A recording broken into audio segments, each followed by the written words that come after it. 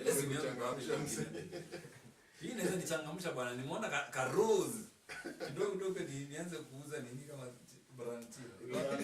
Wapi simu yangu? Ndio jamaa alienda. We are live on Chira nilimwona kidogo akaingia nyasi. Producer amesema tuanze kushaingia kwenye YouTube. So we are live on YouTube. We are sorry because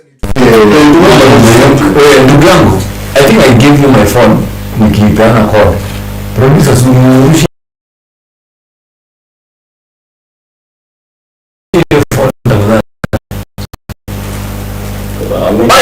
I put at YouTube ni clear kushinda kila kitu. Kwa maana ni gani? Usikie YouTube. Tutumie link. Niko hapana bro. Kama ndio kusema. Mnajaribu kudharau ni Samsung yangu. Samsung S23 cannot suit anything now. Need to get a iPhone. Bado simu bado nikaliana mmoja. Nilipata nilipata pesa iPhone nachukua tu Samsung bado. I will say man. Waje kaya standard za iPhone kaini na wale iPhone mimi nimetoa madeni. Ile siku nilitumia iPhone. Unajua kitu gani? Unajua wewe sema nachukia madeni madogo.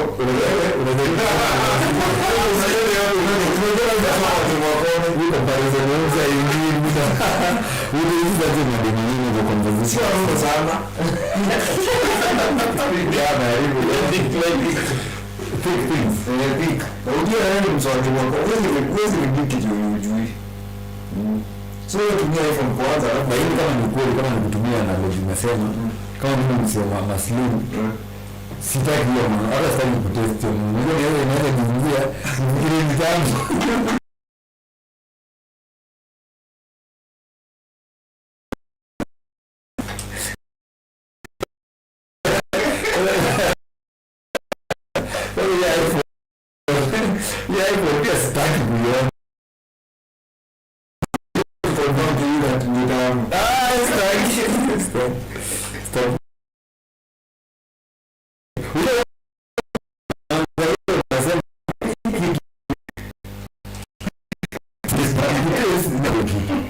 so hata tu ikae mimi au driver not so easy hiyo anasema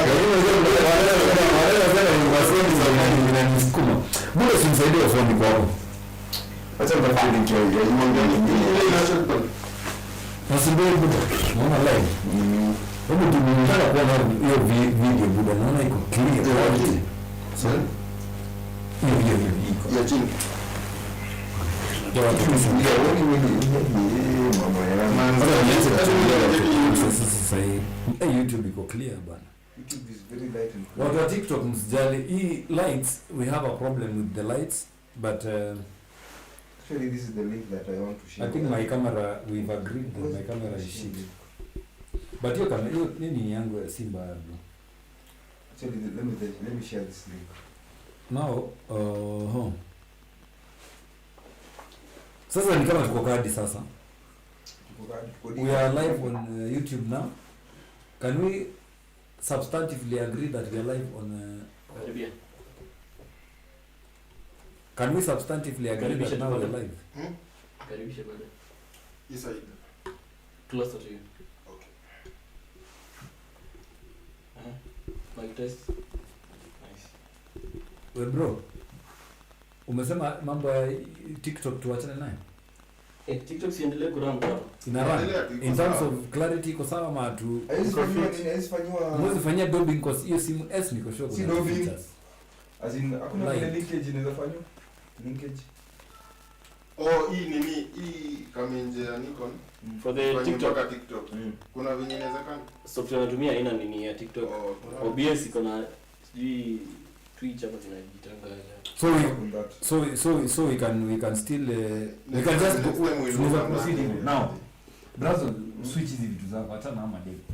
Now ndio madeni gani ndio si unaona na sisi ndipo unajua utavuta ndoa iko ndoa mali wacha nikwambie ndoa yenye ilikuwa ivunjike itavunjika tu now hakuna there is nothing that can be stopped whatever that needs to fall must eventually fall. Now I think we can roll now that I think YouTube is on. Now this week, gentlemen, are we ready now? This week we've been having a lot of issues, but now I want us to begin with the kuna issue. I think the previous week we discussed a lot about issue the issue of BNB. This lady was killed, the Mueni lady. Then there was another one, I think before that, ile sister Kanyari. Then there was a campaign that what were in the streets. There's been a lot of conversation back and forth. I remember a few days ago we've been having this discussion even in WhatsApp groups. Na kuna watu wanasema they feel like hii kitu imekuwa feminist. Feminist in the sense that wanajaribu kusema that women wanakuwa killed. The men wamekuwa defensive. The men wamekuwa defensive. They do not understand why.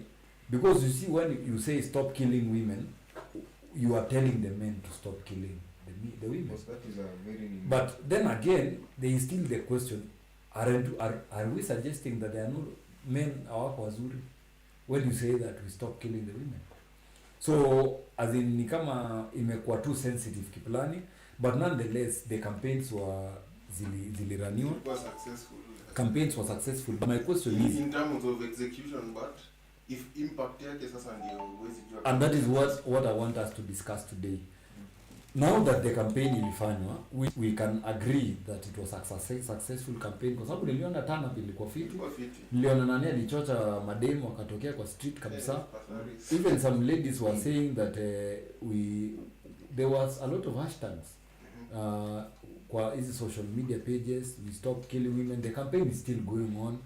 I think Nani also gave some comments which ni kama pia madem wengine hawaku feel kama he made the right comments. Anaitwa nani? Sabina Jenge by the way alipeana advice. Sabina Jenge said something. I don't know. Sijui kama unakumbuka the woke generation is allergic to good advice. But alitoa advice mzuri, alisema ladies, in as much as in a way, let me put it in my own words. Alisema in as much as tunaweza taka kuwatetea, mnafaa pia mujichunge, alafu msikue na haraka ya there is no shortcut to success. Unaona, like most of the ladies wenye wanakuwa caught up na hii issue ni kama ni wenye they want an easy way out. So hiyo ndio something that ilikuwa like a message kutoka kwa hiyo nini yake, na ni kama kuna watu wako nice. Alafu unaona Kenya ina happen Kenya saa hizi homicide iko juu, unaona. But the feminist movement hijack wanaiweka iko about women, kwa sababu unapata it's not about women kuuliwa. Siku hizi watu wanauliwa hivi tu, unaona. Like bodies zilikuwa zinatupwa River si ya madeni, unaona. Ukiangalia statistically kulikuwa na post stats wasi wenye wamemadwa ni wengi wanaume, like the number of men wenye wanamadwa it's more than 3 times the number of ladies, unaona. But nonetheless ni watu, people have lost their lives, unaona. So nilikuwa napata hiyo point, inakani kama kuna competition but si competition, unaona. Ukipata hawa ladies watasema ati sana hatuwezi kuwa tunashindana ati nani anauliwa wengi kuliko mwingine. Na si hivyo, si competition, we are just bringing to light ya kwamba there is something that needs to be done. These ladies wenye wanasema hiki tu ni femicide, nyinyi wenye muliandamana, mimi naweza taka kuuliza kitu moja. First of all, you must know ya kwamba it is not men that kill women, it is murderers that kill people, no. So nyinyi vile muliandamana, for somebody who is ruthless enough to end someone's life, for a man ama any woman mwenye ako ruthless enough to kill a woman, do you think that is a person mwenye ataka hivi kwa TV aone wanawake waliandamana alafu aseme hey, by the way nimekuwa attached, hey waliandamana sitaua madem? Do you think you can move somebody? That's a stone cold killer. Mseme ana chop them hivi, si msati ata watch maandamano alafu aache kufanya vitu kama hizo. So the best thing we can do as a society ni just do your best usijipate kwa situation kama hiyo. If the worst comes, ni sawa. Unajua kuna death zingine huwezi prevent, but uko play part yako. usijipeane rahisi hivi. Alafu naona mzee fulani alisema ati women mna trust rahisi sana. Like there is no way a stranger anaweza ita mzee unaishi Thika Road ati stranger anakwambia ni aje brother kuja tukunywe hii hapa Kitengela ani mzee umjui. Alafu unaoga unavaa unapanda matu unaenda. Hakuna siku mwanaume atafanya kitu kama. Now anyway, I think umepeana a very elaborate explanation, and that was actually my concern. I'm not looking at actually whether your kid will let an impact, but if we look at ourselves to agree that this is a problem, because I want to believe both men and women agree that there is something wrong with the killing, whether it's for the men or the women. But hiyo issue ya kufanya ni kama you want the other gender to agree with you is not a solution. Si solution hiyo. The solution needs to hiyo solution tunataka ku find out how do we do it, because ukiangalia venye tu umesema sasa, I think you given a narrative yenye bado inauliza swali to the ladies, but you will still, I think hiki kitu bado unaweza iangalia in a way ile yenye wanasemanga kama saizi barabara. So we have the hotspot ya Salga for instance. Hii place tunajua ni hotspot, wasa wana dedi hapo. How do we ensure that tuna change hii hotspot, as I mean black spot? Hatuwezi change barabara tuseme tupitie huko, because barabara lazima, hatuwezi ambia watu msitumie tena hii barabara, si ndio? Tuta come up na a ways ya kujaribu kuona hii barabara how are we going to eliminate incidences. Na hizi incidences ni zinafaa ziangaliwe from a broader perspective. Hii black spot tutaweka bumps, hii black spot tutaweka camera, CCTV cameras, so wasiweke free. Hii black spot tutajaribu kama barabara pia ni mbovu, tunaweza itengeneza in such a way that tutoe hizo potholes kama ni some of the inaitwa recommendation on how to navigate with fixing this thing. Si hiyo story ya kusema sasa watu wanasema women are being blamed. Of course kuna mademu wanakuwa too sensitive, tunaongea hivyo, don't you have siblings, sisters? But sasa you wonder, hata kama ungekuwa na sister, you will still fall into the same trap kama hata take precautions. It does either change the facts. So at the end of the day we need to agree, sisi wote both men and women, hii campaign, unajua campaign ilifanywa ikakaa ni kama it is a competition. Women are showing their strength. Women are showing their strength, that now they are able to turn up in large numbers and stand up for something. But it's not a solution to the problem that we are facing. One, we need to agree, hii story the femicide, we kama tu venye tumesema the analogy of the accident, is it the speed governors ndio wasio wanahitajika kuweka sasa? Do we need now to put on safety belts and all those things? Kitambo ulikuwa unaambiwa kuna kona fulani na honga na wezi, utavuo ndio barabara utaenda. The same thing that we are saying now, even for the ladies, the killings that are happening, no one, si wengi wanauliwa na either mtu mwenye alikuwa stranger, he pretends to be a friend, ndio wewe una feel comfortable around the person, alafu ana strike. Maybe umejuana tu for a period of time, but mostly they take advantage of the things that you need. Wanakuchukulia hapo kidogo. That is why walikuwa nasemanga hata ladies saa zingine they need to carry those, inaitwa nini, hizo pepper sprays, such kind of things. Are we saying that hiyo kitu ni defense tu umechukua, but presumption ni lazima utake precaution as a person.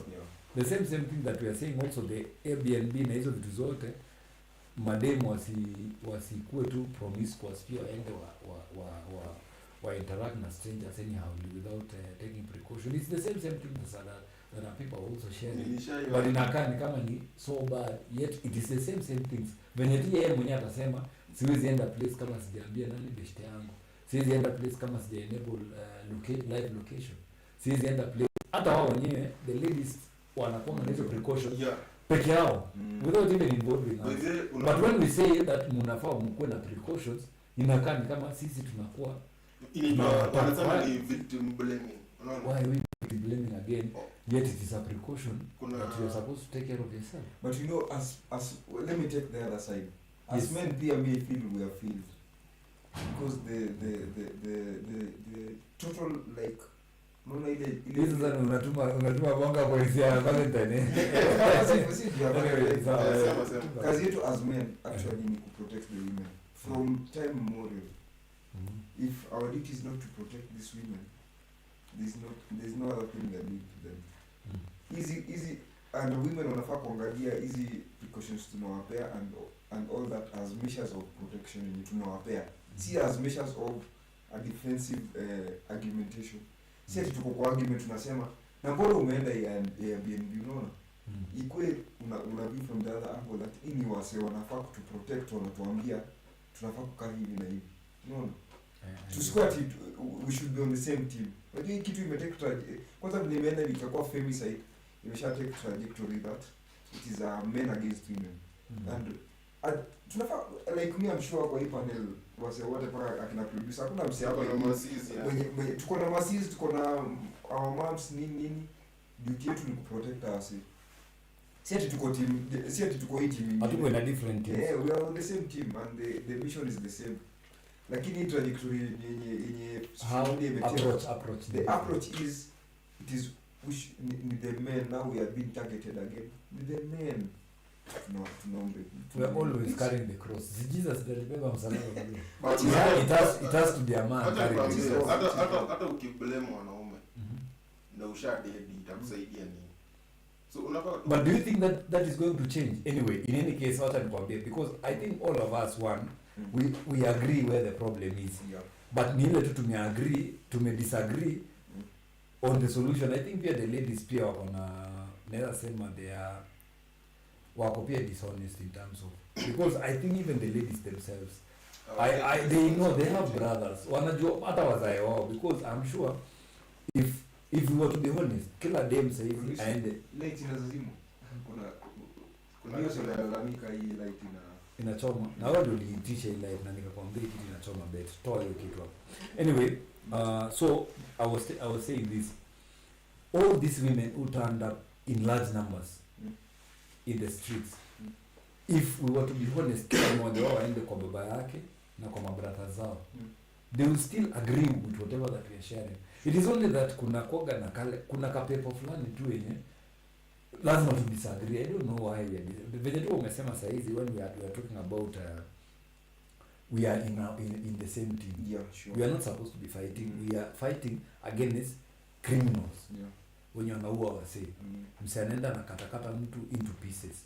Even if it's sex, surely why would you go to an extent of killing somebody?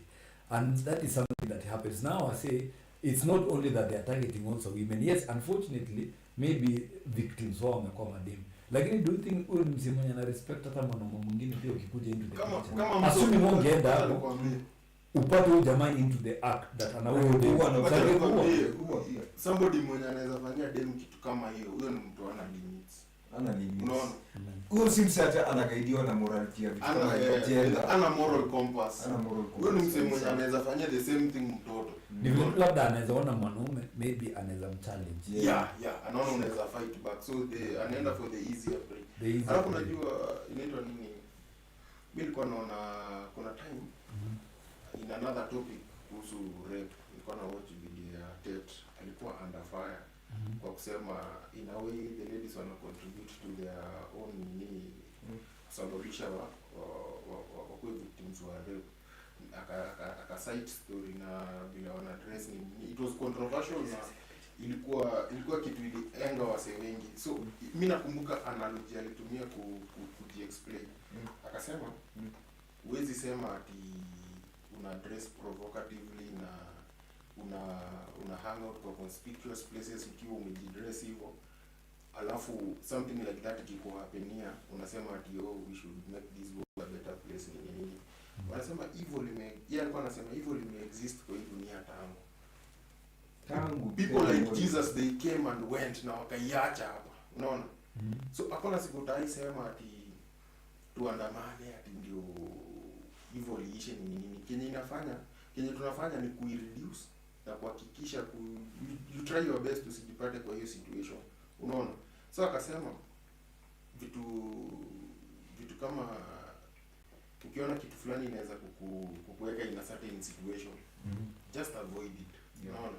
So akatoa example akasema stealing is bad, the law prohibits, religions prohibit stealing, vitu kama hizo, unaona.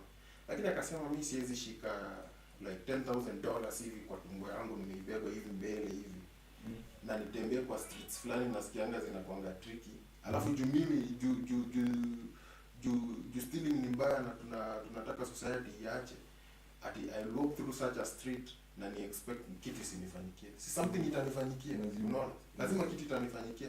Sasa kitu kinifanyikia, makosa ni ya nani? Mtakuja mseme hata wewe unabebaje do wazi. Unaona? So the same thing inahapenia wasi victims wa vitu kama rape, hizi femicide. Unaona? Usijiweke kwa position kama hiyo, kwa sababu vitu imekufanyikia ni vitu wrong, morally wrong, kila mtu anajua haifai ku happen. Unaona? But if you make yourself vulnerable to it, you are welcoming it. Unaona? And that's not victim blaming. Unaona? So ukitembea hizo sides za Globe Cinema na umebeba wallet yako na lapi, utapigwa ngeta sure. Utapigwa ngeta. Si ati ngeta ni kitu inakubalika Kenya. Si ati kuna dini inakubali uwizi. Unaona? Si ati kuna culture inakubali. Ni vile umejiweka in a position to you invite it, like unaiita. So the ladies should learn from that. Alitoa hako ka analogy nikaona yenyewe mtu make sense, lakini we are too angry to understand. Cancel culture is too angry to understand kitu ka essence anajaribu ku put out. Unaona? So sioni kama tukitake precaution tutakuwa victims of vitu kama hiyo. Ita reduce, mimi niko sure ita reduce. Si ati itaisha, ita reduce. Na kuna na kenye tunafanya mbaya saa hizi, what the ladies are doing bad ni kuiclassify. If you make it about women, si poa, kwa sababu ni kitu inafanyikia kila mtu. Homicide imepanda sana. Kuna story na extrajudicial killings, kuna a lot of killings ina happen. So ukisingle out a certain group useme ina hapenia madem, si fiti. Unaona? So tunafaa tu challenge gava, kwa sababu niko sure hata ukiandamana, somebody who is a murderer hizi wana ati unaandamana aseme ati ameacha sasa ati juu amesikia voice yenu, your voices have been heard. Inafaa tuna challenge gava, unaona? Gava na tuna empower the ladies with the right information. Hakuna shortcut ya life. Hiyo tu ndio mimi severe punishment to maybe wase wanapatikana guilty of such things. Like unajua sasa kuna group ingine ya wanaume fulani, like this guy anaitwa nani, kuna huyu jamaa akona kisola hivi, huyu msa ameua demu wake. Kuna msa alikuwa suspect wa kuua demu around Kasarani. Juzi tu nilikuwa naona tena sema ati I was born for intoxicating love nini alikuwa amepost something like that. Ati yana deserve kupendwa kitu kaa hiyo. Alafu akamada demu wake ni suspect. So ukiangalia situation kama hiyo, that's a very weak guy. Mtu ana mada, we should address it. Kuna wase wana madanga partners. Unapata lady ameua mzee ati juu ya mapenzi, ama mzee ameua demu juu ya mapenzi. Kuna weakness fulani hapo yenye pia bado hatuja address kama society. No, wewe I think genuine sana leta hii aspect that I think kuna assumption that sisi wote tuko fit. Ndio kuna wasa wamefia tu. Kuna wasiani. Kuna jamaa kisema. Ndio umesema sasa hivi kuna evil, ndio? Kumekuwa na evil kwa society. So we have people wenye already ndio yetu kwa sasa. So kuna watu kwa society, kuna watu wenye nimesema they are evil people. No story I think at time since the time ya Jesus Christ. Yeah. They are saying when Jesus was coming, when Jesus was akiwa now doing his missions on earth, there was a time walikuwa na confront, no even see confrontation, there was a guy mwenye ali have a conversation na Yesu akamwambia, of course after amefanya huyo msee alifanya miracles mingi, then he told him he was having a conversation akamwambia there is a lady mwenye apparently kama alikuwa na magonjwa zake, that this guy was telling this, I think alikuwa anaitwa Nicodemus if I'm not wrong, if my memory serves me right. So this nigga alikuwa wale wase preachers wa church. So unajua ni wale wasa wanaletwa wasa wame nini, wale wasa wamefika mwisho kwa society, labda msee kuna cancer or something, so wanapelekwa kwa spiritual. Msee anamwangalia akamwacha, akajaribu kumwombea, akaona so kwa akili yake aliambia wasi wake wa church that hakuna fenyuma data atapona. So baadaye ana claim madhe alikuja akapona. So si akauliza madhe alipona aje? Akaambia kuna jamaa anaitwa, remember Jesus akifanya vitu zake alikuwa reject kwa society. Hakuna msanii alikuwa anajali na vitu za Yesu. In fact Yesu alikuwa an antagonize na watu wa church sana. Nikaa msanii alikuwa revolutionary kivyake. So this guy even aliona madhe akasema there is no way msanii anafanya kitu kama hiyo kama msiana ajui God or something. So wakiwa na hiyo conversation, Jesus was telling this guy, this guy was asking Jesus, what did you come to tell us? What did you come to? Information yako ni gani? Wewe tuambie ni nini tunafaa tufanye. Sasa jamaa akamwambia, Yesu anamwambia, I came not to fix hizi vitu zenye watu wanapitia, sijui taxes, sijui watu wanauana kwa society, easy evil things that were happening in the society. That was not his mission. His mission was to save the spirits ya watu wenye walikuwa wanapotea, because now people are dying, spirits zao zina dead according to now Jesus. So the only way he is coming here to sacrifice himself so that he can save them. So aliambiwa jamaa point blank that I am not here to save you from sijui taxes, sijui ndio mwanzo kwa sasa atiseza maisha yenu kwa nzuri, because of course that is the expectation. If at all when Jesus will come, kuna hiyo ututoe kwa mambo zote, tunalala njaa kwa nini na umekaa unaget ametumwa kutoka mbinguni.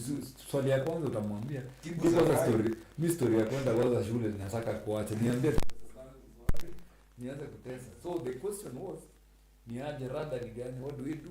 So this guy told him, ni problem yangu, I'm dealing with the spirit. Sasa mambo yenye taxes hiyo it is not his role. So venye tu umesema bad things are going to happen in the society. So hakuna time yenye tutakaa chini kama society and we consensually agree that we are going to eliminate completely whatever that is happening wrong in the society. Tunaweza tu manage. That's why we need to have a conversation saying hizi vitu zinakuwa rampant, how do we fix them? Avoid going to places zenye zita predispose to bad things. Lakini imanishi pia usipoenda uko safe. Ni vile tu just reduce your chances. Una reduce tu chances yako kuwa victim to circumstances. Lakini hauko safe anywhere. So hata tukisema sasa hivi tumemount CCTV kwa Airbnb zote, does it mean that hakutakuwa na msatauliwa maybe na msasa tunaona bado unaweza CCTV? There will be other things that happen. Kuna war ya kuchukua documents. Kama sasa ukienda Israel unaona vile vita ina watoto wanauliwa bro. So it's even worse than beyond laws, as in vitu zingine. And watu wengi, you can imagine they are killing kids in the name of war. Sijui ati war ya nini? How are kids involved in a war mpaka unaua watoto? Nilikuwa nacheki hata msee mwingine alikuwa anasema alitoa flag ya white bro akifa. Kuna those guys wenye walionyesha flag ya truth na bado wakashutiwa. So hiyo ni huyu jamaa ameplay part yake. Amejaribu kujisave, amefollow the rules of combat, lakini bado akamado. Akatolewa mbio. So si hizi vita zitaisha zote, but just try your best usijiweke in such a position na Mungu atakuchunga. Kama ni saa yako ya kwenda, kama utaenda na kupigwa risasi. Unajua some people wamefind comments zangu kuhusu hii story controversial. In fact, nilikuwa naweka hizi vitu kwa status yangu. Some ladies wanakuwa concerned, unapata msanii ndiye pale. Kuna dada kujitetea. Asi hivyo sijitetei. Me I don't care. Mimi najua nimepeana sound advice. Of course, kuna right ya kupeana your free thoughts. Kuna two ladies wenye wali raise concern. Unaona? One of them aliniambia alikuwa na shule na ninafanya victim blaming. Aliniambia what if such a thing happens? So I was like, sitakuwa na control, itamhapenia tu. Akijieka vulnerable to such a situation, mimi nitafanya nini? See, I'll just mourn her. ndalia You will mourn her until you join her. Yeah, in such a circumstance ni but sitasema ati she was right in mistakes ama nini, unaona.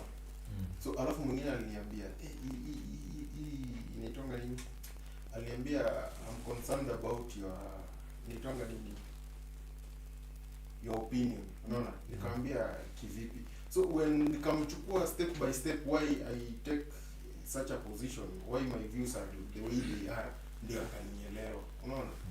So unapata these people wanna go with the broader narrative. They just go with the broader narrative and mainstream media. Kitu yenye tujaelewa ni hii. Kuna kuga na ladies generally venye tu I think Brazo kuna part alisema sisi men from the time immemorial our role was to protect the woman. Sure.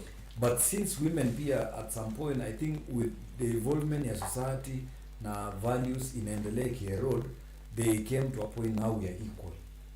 So now whenever anything happens tunakuwa na ile equal chance ya ku share our views on what is happening.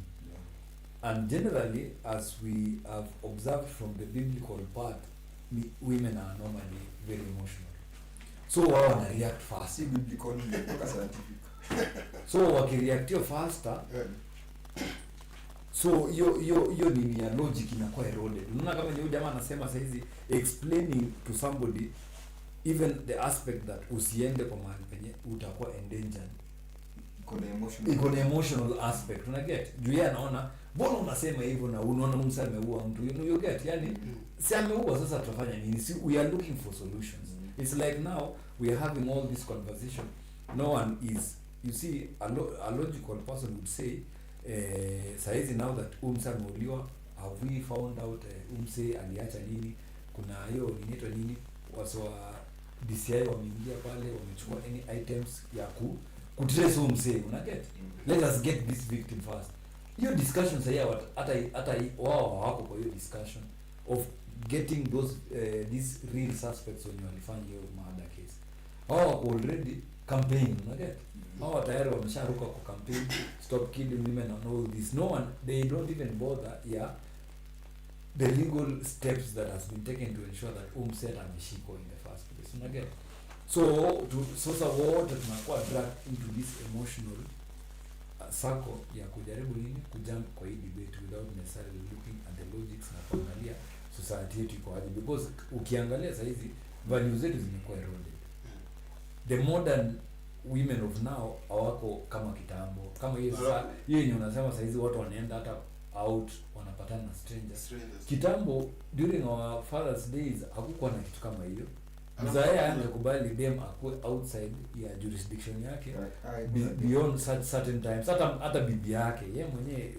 You can imagine your mother, kuna time yenye hizi toka ikifika saa moja kama yuko kwa nyumba, si mzaya atazua kwani mtu ameenda wapi. He needs to be at home by 6. Lakini sasa now our modern women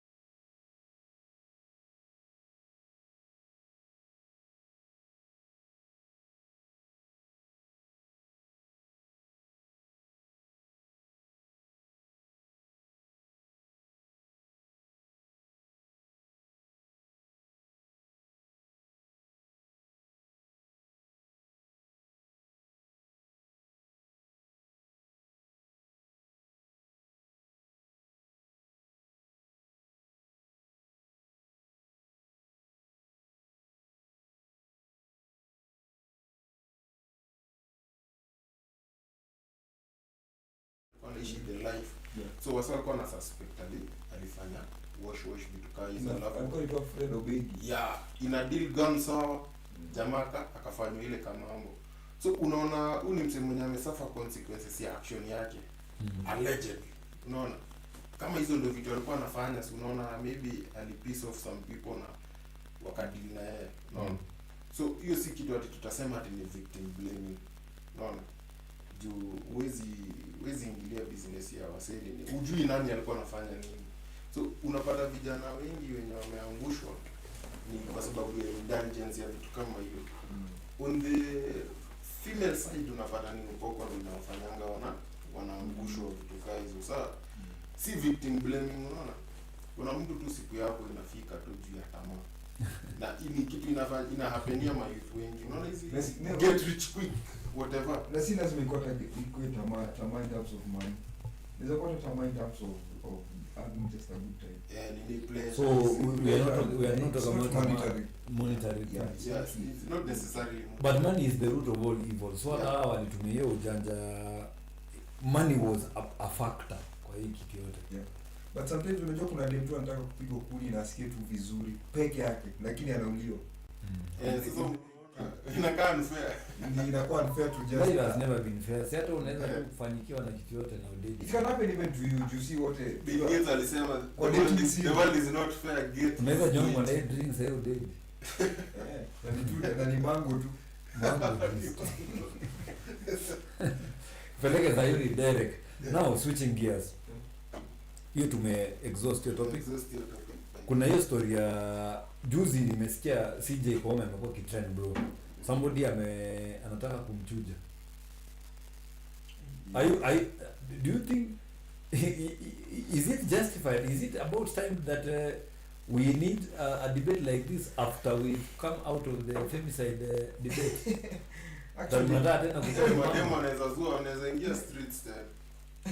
Actually, in my own view, but you know, it was a chance for an order. First of all, is there anything? Kwanza huyu jamaa alisema nini? Huyu msemaji anajaribu kusema CJ Koome anataka kuchujwa. I think kuna appointments alimake na ikawa ni excess by 2. Ama tuanzie kwanza as CJ Koome performed as per your views. I know hata kama nyinyi hamjaingia kwa practice. Generally, do you think CJ Koome after assuming office as the first female Chief Justice of the Republic of Kenya, has he done something that you feel that ni exceptional ama amekuwa tu like any other Chief Justice? Or is there anything ama tu amekuwa pale? In my own view, me, CJ Koome has not met the actual expectation of being a Chief Justice. Growing up, I knew bana Chief Justice akina the likes of Amos Wako. Ukikuja kwa CJ Maraga, akikuja kwa CJ my very good lecturer CJ Mutunga.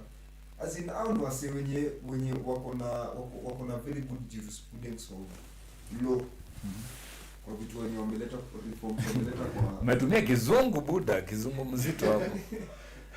Jurisprudence yao ya law vitu wenye wamefanya as far as matters law and vitu wamefanya exceptional things. But I think I would say this. It's not about the legal background yake sana. You see, Chief Justice is not ni kama administrator, ni kama kwa president of the republic. You are not just a Chief Justice for the purposes of that you know the law. Yeah. It's about steering the entire nation. Because now you are when you're the president pale, when unafaa ujue how are the judges doing, kama kuna corruption issues, cases imekuwa fast track. Are we using the judiciary fund appropriately? Courts zimejengwa na such kind of things. It's more of, in my view, as a practitioner, it is beyond not just that. I think Koome wakati aliingia, this is what I normally look at it. Mimi nikiangalia Chief Justice, I don't look at a person intellectual capacity. I say, mimi naangalia msee, yes uko na akili, of course. Unasema administrative. Ni msee unajua kiwe. Do you know where we are heading as a country? Justice wise, statistics tunaenda aje, direction tunaenda. This is an office that you are going to be given as the president. Kuna budget unapewa. Kuna hii, you know, such kind of things.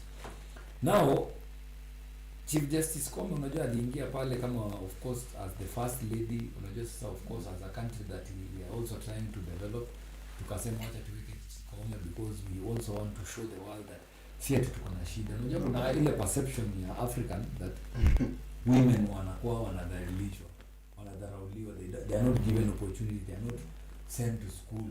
Hawa si ni watu wanakazia baadaye reflect the mentality.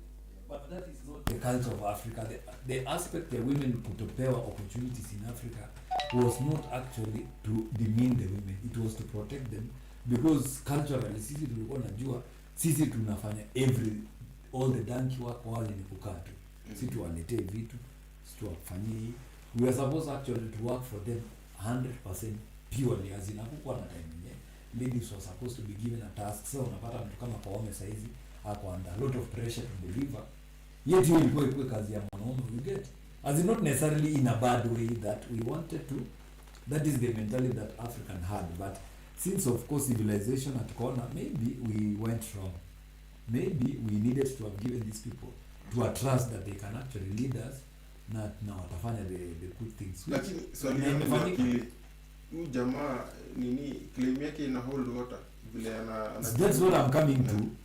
Yes, in terms of yeye mwenyewe as a person kuperform as a chief justice, I don't see this. Hakuna kitu exceptional amefanya first of all. But again the claims zenye zimekuwa raised against her pia ni vitu question haikai kama ni kitu ina make sense pia. But unajua sasa shida ya judiciary imekuwa in bed sana na executive. Which is a problem. Hiyo inaleta problem hiyo. Which is a problem. So now unajua sasa hivi unapata if you look at the ongoing conversation ni Koome na president wakuwe na they have to sit together. Lakini William Ruto unadhani yeye mwenyewe anataka hii vita ya sasa kujaribu kuchuja hata Koome. I think it is in his interest not to allow such debates because on his own interest because you kuleta records kwa kuleta debate yenye ni unnecessary. Sasa imagine sasa hizi tumetoka kwa femicide campaign tena mnataka kuchuja Koome. Sasa mwenyewe itakaa ni kama ni target. Then the international community are also looking wanasema so the first chief justice mmempea kazi. Why are we in a hurry to remove her again? But uzuri the deputy wake ni mama so ikiweza umana bado wako na bet. Hiyo bet yao wamecheza double chance. Hiyo double chance bado kwa very alive. But nonetheless msepia mwenye aliweka hiyo petition I think ni busybody pia. Si ni mtu labda anataka no guy by the way anaitwa sijui Otieno ama something. Unajua kuna wasema nataka kutrend pia so niliona tu ameapia Unaweza simko na tendency fulani ya kiki. Unapenda kiki sana. Actually it is wrong. Whether the ningi petitioners are get lawyers. Ukiangalia mse kama who is the Umtaka is not a lawyer. Yeah. Umtaka can never appear before any ama pia ndio siku pia walisemanga wakili ni kizungu tu so kuna watu pia naye wametumia not as an advocate na pia kama petition. I think hiyo part ya kusema law ni kizungu ndio iliwachocha sana but which is not the truth because kuna so many things that watu wana learn extremely as ukiwa law school it's beyond the English. Yeah. Lazima ukuwe na ile ka background foundation yenye unajua what is happening. Kuna principles zingine ziko. Inasema hata saa zingine unaweza hata mtu ajue kizungu vizuri lakini ndio hapo na ile foundation nzuri. He knows what he's doing. Wao wanafikiria ni kuongea kizungu. Ukienda pale waambie kizungu yako utachanganyikiwa but anyway as much about Koome na hiyo story ya hiyo eventually in my view itabidi tu hiyo vitu zime collapse kidogo but mostly kwa sababu mna saizi judiciary imekuwa ikipigana na executive mambo ya corruption mambo ya kufast track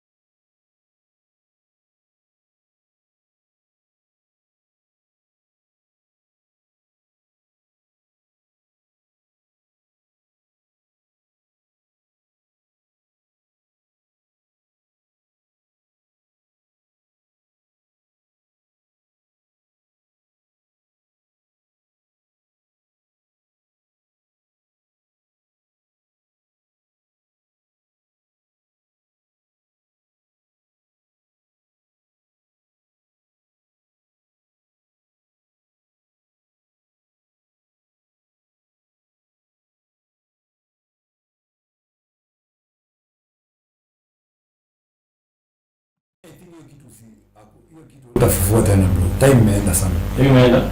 Acha tufunge. We try, then I got to. Sorry.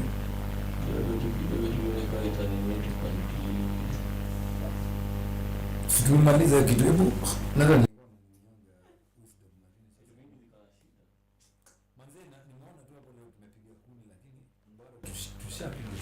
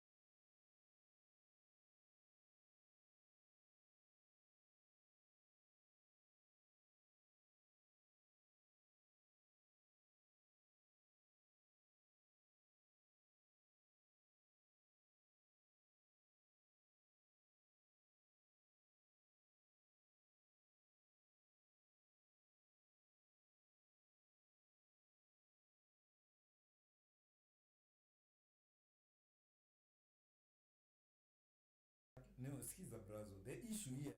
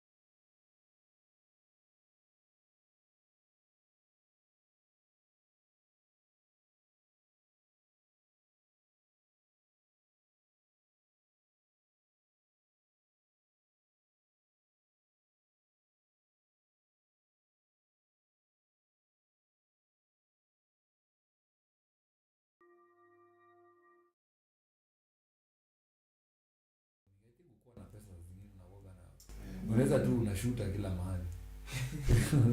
Uogopi. So yeah, on one hand he is wrong, but even the Supreme Court is also overreacting because now you see now you're the binding peer. Remember judiciary, you remember the Supreme Court is the highest court in the land, ndio? The decision that Supreme Court inafaa ikuwe decision yenye inafaa stand even the test of time. Yeah. That whatever decision that you made now ni kama ni jurisprudence. So if somebody was to challenge that decision through a review na ikuwe change moja itaonyesha ita paint a very bad light. I was asking myself which now sisi tunaingilia hapo because now we are looking at the Supreme Court as the apex court yenye sisi wote tuko proud of. Yeah. So wakati na make decision yenye itakuja baadaye ikuwe challenge. Unajua pia sasa by the mere fact that mkisema Supreme Court hii iko shiti, pia hata sisi pia inatuoffend. Ni kama tu uende saizi useme judiciary ni upuzi, kuna corruption and all those things. It is not something that is good even to us. We don't want such image because we are protecting the judiciary on behalf of also the Republic of Kenya and the citizens. We don't want idharauliwe na get. So the same way even the Supreme Court iki make decisions zake Martha Koome needs to know that he's not just making a decision on her own ati anakuwa emotional. He needs to know that hii kitu hata sisi tuko affected. Usiseme tu ovyo ovyo. This can make inaweza ingia kwa news pale CNN. Waseme now there is a Supreme Court in Kenya which has made a decision. So the decision inakuwa it's a decision that was made by the Supreme Court of Kenya. Inakuwa image mpaka the Republic. Ni brand yote si individual na get. So if this individual was, it might look, kwa sababu si tuko Kenya, it might look like ni kama tuko tu ni vitu za kawaida kwetu, but it's not. Inatugonga pia outside. So I don't know, I feel like kuna venye kunafaa kuwa na wisdom kidogo hapo in terms of how to deal with that issue. I think also wale react hakujua in jurisprudence wali act as a person more than the office. But Ahmed Nasir pia anafaa akae tu huko nje kwanza, ni atulie huko. Lakini unajua Ahmed Nasir ukiangalia buda umsa kuna influence kubwa sana because ule mse mwenye akona direct influence to the judiciary na executive, because mtu wa buda juzi nani he has become bigger than himself. That is unajua ego pia naye kikuja bigger than himself. Umse ukicheki mtu ana Twitter ati Ahmed Nasir ni Twitter. Sasa makosa ya kwanza unajua ilifanyika ni aje? Ruto alienda akasema Ahmed Nasir advise me. Imagine sasa commander in chief ana agree na wewe. Unajua hiyo ego yako naye inatoshana.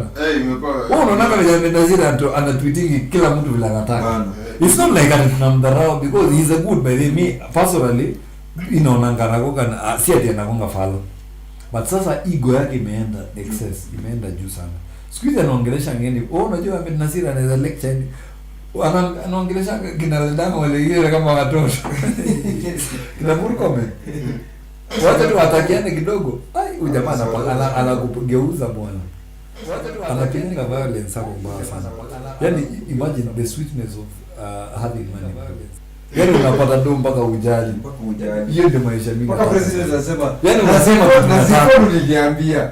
Manze. Hebu imagine president Ego inakuwa block. But don't worry kama ni liberation if you ask me. Hebu imagine ufike level yenye you can say what you want because one that is guaranteed. See freedom to say whatever that you want to say. Imagine you've made money to an extent that you can say it doesn't concern you whatever that you say as long as unajua tu uko in the good books with the law.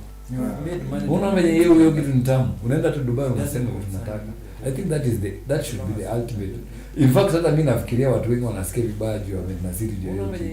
Azini msema amefika ile wanasema self actualization or something. As he has everything. Wezi muambe kama ni pesa ako nayo. You can't tell him anything. Na anajua. So the guy is just there like, what are you telling me? Unaniambia nini? Mimi naambia kama Ruto buda hivi. Na yeye niko sure sasa ni wakili wa Ruto pia. So niko sure madili za Ruto sasa hivi za chini ya maji yeye na handle. So now of course pia considering he has a whole publication because Ahmed Nasir by the way is very strategic. Watu wanadharau wingi ati nini. Watu wanaangalia vitu kama kizungu ati ushema. Unajua kama hizo za so this guy is very strategic. Imagine akona ile nini yake. Watu wanadharau ana publish. The guy akona I think Somali station. He has a lot of businesses. So hata wale investors wenye wanakuja sasa we are talking about now Africa being in attract a lot of investors coming. The guy akona nadhani au investors wakikuja the first person wanafikiriana ni nani? Si ni group na when wanajulikana because those are the people that they read in magazines. Also unapata hizi Ivy League law firms zote zina trend pale kwa mtandao. They want to come out to show their things through publication and all these things. Hao ni watu wanalipa muda wanakuwa advertise with global magazines. Na umse akona his own public publication yenyewe mwenyewe ana sell his own items. So umse ako ahead of almost everyone. Hao ni watu wanalipa muda. Hizi vitu mnapigania ati sijui hizi mabriefs zenye mawakili wanachase kila siku akitafuta attention ya media. Yeye atafuti hizo. Yeye ni design. Hiyo media inamtafuta. So he is ahead of his game. So wasa wanaza shit to do. They cannot do anything but umse ako is extremely smart. Anyway, I think we are concluding now. Is there anything that we've left? Because kulikuwa na gas explosion ilihappen. ai bana. Usipokuamkia leo Na Msoa April alisema hiyo kitu hawakupewa license. karibu na warehouse fulani ya Approximately around 10 people died. Leo limefika tena asubuhi niliona ilikuwa sijui wase wawili watatu. Around 300 people affected. When wako kwa wards. Na Msoa April alisema hiyo kitu hawakupewa license. Hiyo kitu ilirusha hiyo container. Gas ni kitu ingine horrible. Hata mimi naangalia ile Unakumbuka ile ililipuka hapa ile. Nilipostingi kauko kwa group ya hiyo mtaa yetu, nilipostingi day fulani. Kuna day gas ililipuka hapa Elevate. Maana Elevate ikatupa chuma fulani kutoka Elevate hadi Summit.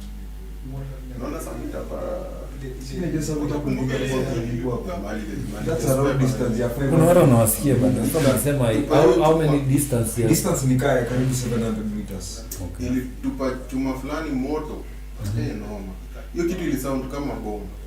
Sasa mimi naweza imagine sasa hii container mzima ile inafuatwanga na trailer. Na hiyo ni ile 13 kg, si ndio? Ilikuwa ile kadogo, ilikuwa ile gas ndogo. Aina kumada bro. Kama 6 kg inaweza exterminate.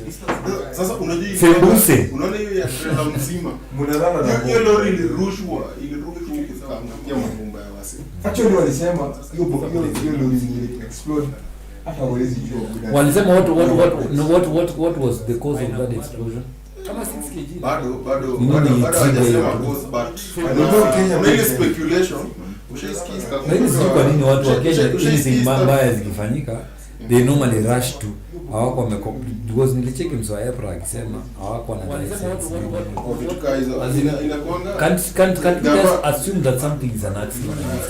Ni kama ile kuna modeli waka pia Jogoro juzi City Stadium hapo. Azin kuna vitu zinafanyikanga depends. na mbona wali arrest Wasipi wanafaa. kwa sababu mimi naweza kwa willing kuamini ni accident, lakini mbona mna arrest kumaanisha kuna makosa mahali and somebody had to be blamed for it. So ndio I think pia nayo tunakuwa pia too sensitive. Hii country there is a tendency in which kuna kwanga na tunapenda sana blame game. yeah.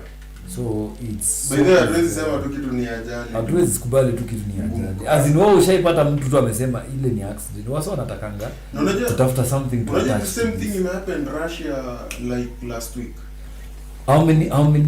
How many protests zinafanyika kwa European countries? Kwanza kuna wengine niliona wasa walikuwa wanamwaga ni matakataka kwa nini? Wanamwaga matakataka kwa streets. Kuna wengine walileta kondoo. Nilikuwa na check hizo ma videos as in everywhere bro, hadi European countries. Imepause. Hii live stream imepause. Hii TikTok. So kuna a lot of negative things. Mzima. Ni simu yangu. Sawa, tumetoka nje unceremonious. Na hiyo nini bado iko. So there are a lot of things that are happening which are accidents around the world which ni accidents. Zingine pia ni vitu mbaya zinafanyika everywhere. Venye tu umesema, it's not like something that is happening only in Kenya. Unaona vitu kama hizo hata unaweza pata saa hizo wasawazimio wanataka kwenda street. Wanasema Zakayo sasa hii inji imekuwa mbaya. Wamama waliuliwa juzi, gas imelipuka, bei ya nini imeenda, nini saa hii serikali lazima ishuke sasa. Zakayo ashuke. Unaona hiyo Valentine hiyo tangi ya hiyo gas unaweza pata ilidungwa na something tu ikaanza kulipa. Alafu ikapata flame. Kama niliona hiyo ya Russia ijamaliza wiki mbili. Hiyo truck ilikuwa inakata kona. Ikagwarwa na gari nyingine. Hiyo gas ikaanza kulika. Alafu sasa juu ija come in contact na any flame ikaspread through na cheki moshi ya white. So I think ilipata moto from the ignition ya gari ama something tu ama mtu alilight cigarette. Juu inakoga tu hivi. Hivyo street nzima ikawaka. So huwezi blame anybody. Juu anasemanga pia hata gas size tuseme 13 kg wake hapa, hata ukiwasha unaona ile bulb ile ya light ile socket. Ati socket inakuanga na ignition. Sikunakuanga na hizo possible spark ku ignite fire. Mabili ndio maana wasema ukifika kwa kunuse gas usiache stima. Wallahi. Yeah. Sijajua na siku ile karibu tu wake hapo kumbe siku ile au kukua. Au kukua siku ile jamani mama ni karibu achoma jikoni. Alafu ndo mwana mwenyewe akaungua alafu asemi. Na bara jamaa anasema hako na nilikuwa nimeungua. Sisi December si karibu aungua hapa. Huyo jamaa ameenda wapi bana? Alikuwa kwa issue. Married nigga problems. Anyway, I think we want to leave Next it at time that. unamwombea ruhusa kwa wife. We are sorry guys for the life, of course. We are sorry, but we are not sorry. This is the first time. Hii ni first time we will learn. I think we've done. to improve by the We've managed to at least live up to the standards zile tumeweza. Tumestruggle, but to struggle. Bebe tuko na watu Usonga. nakwambia wase nimetumia link wameshwa Si mimi naona kuna msee anataka kuwa governor 2030. Wallahi. Yaani kuna wasona kwa live hapa bana. I think asante sana bana. Wase wako. Nyinyi wa true sana. Hadi WhatsApp unaona vile unalalamika. Wewe kuna msee alisema huyu jamaa Algogan si kuna silikwambiana kwa ile. Kuna ile jamaa aliniita. Alisema ule msee akona konta. Alikuwa anasema mzuri sana. Alikuwa anaranga tisho hivi. Lakini Alikuwa time wrestling ilikuwa wrestling bro. and that Alcogan over guy has some very good points. He should be made a permanent panelist. So You can do this at the same time the compliment. Sasa nilishindwa ni react. kama mwili uko naye si uko naye. Lakini ninashukuru Kwa jamaa inshona anakuambia uenroll uko wrestling. Ndio boxing hapo. Sinakwambia hiyo kitu Shida ni saa jamaa anakaa hivi anaangalia talent. Wewe unataka kwenda kwa hii masomo za TV za kazi. Ningekuwa tushazikuwa sasa ningekuwa nasimama Sabina Joy hivi. tu unasema hivi time ya corona ni Kuingia za kama kama mkunaji ama ni Hapana kama mlinda lango. unacheki time. nalinda mlango. I keep sex muda hapo hivi. Ai. Wewe unajua wasa walikuwa kana mwili Hiyo career nishaikuwa kwa kampo. Walikuwa wanaenda wanakuwa mabouncer kwa malocal club. Ndio sure. Simi nakwambia Hata je kwa maboys wangu wote wanatosha zipone. Ni bouncer na wako boxing club. cheki. Wanakula boxing club Friday muda wako. Unaona nikiwa Juja nilikujanga kulikuwa na sherehe. Sio watu wajuja. Nikujaa sherehe fulani huko home. Step sister yangu akaniambia, bro, usijaribu kwa bouncer. Inalipa hiyo Kanairo." Unajua nilikuja nikajaribu na bro. Tulienda club fulani inaitwa Memphis. Huyu jamaa hapo akaniambia, huyu jamaa kulikuwa na bouncer fulani hapo nikalikuwa na coordinate ya bouncer. Akaniambia, bro, kuna club tunafungua Kigiri. Wewe tutakwenda mahali. Akanipatia contact akaniambia requirements, sijui good conduct ni nini. Mimi nimeenda hapo nimesakasaka hiyo vitu kidogo, covid ndio. Mbona msafi zingi live yetu na tunapiga story. Na check. But hiyo ni line nishaijaribu, si ati nini. Kwa hivyo bouncing kwa bounce umejaribu? Jaribu. Live zote tuko out of live. Dusha collapse. So thanks guys for following us through. Hiyo ni a whole tulianza saa ngapi? We started almost 8:30. Saizi ni saa ngapi? Tuko na like 2 hours na What we've done a 3-hour session, man. So thank you guys for showing up. We'll do some improvement next week. tume acknowledge kumekuwa na hizo hiccups man. Hizo ni technical issues that Technical can be worked issues, on. yeah. So next time service itakuwa better. We'll try and work better. Na mtu mwenye anatuletea juice. Afanye kazi mzuri pia. Thank you for the juice boy. The juice we appreciate. See you guys next time. Adios. Imecollapse kwani? Shiki bona kustua sana. Manzi. Umefunga hiyo kitu? Bado. Iko sawa hii. Bado. Imagine bado ana capture tu. Iko sawa tu. Haina noma, sinaona lakini wale Mimi niko na watu na wamemulika umsa akifanya operations za bush. Umse ni nini bro? Ndio kukut sufuria buda. Lakini bro unaona hiyo nini yetu ni cultures zimekuwa eroded bro. Unadhani kama hii nini yetu ya kisasa modern day values Ndio zimekuwa Shaq naona anatinga. Shaq naona akifunga anasema watoe virago Subscribe. mrushe yeye atujasema bana watu warushe subscription Si ndio hii inasema hapo. msiko kwa live bro bure hivyo tu rusha subscription hapo like Comment, share. yeah. Nikaa kidogo tena nyingine viti kwa transition nyingine safi. Hii nini bude inaingia kama movie Si hii Feature chaka hiyo moja stuff, Shaka anatoa hizi vitu jamaa